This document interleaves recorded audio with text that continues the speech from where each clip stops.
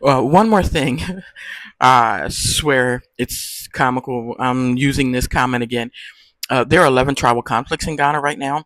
11, 11 tribal conflicts, all due to chieftaincy and arguing about land and chieftaincy and stuff like that. Boku is not the only one. It is one of 11 tribal conflicts in Ghana. Also, there are hundreds of Ghanaians going into Burkina Faso and fighting alongside terrorists and killing soldiers and civilians in Burkina Faso. There are hundreds of Ghanaians illegally mining in Liberia and Sierra Leone.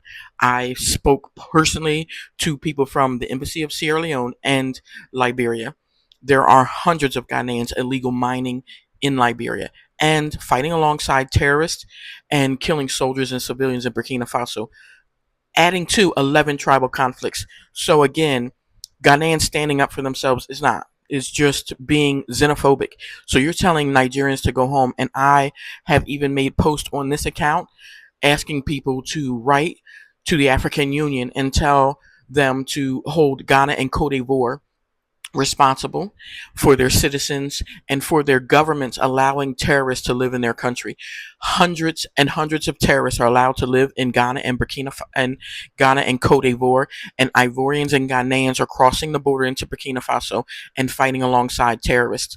So I did not want to let the day go without mentioning that hundreds of Ghanaians are fighting alongside terrorists and causing the one of the largest ignored genocides on the African continent is in Burkina Faso, and that is why I take donations. I have 2 tons of supplies.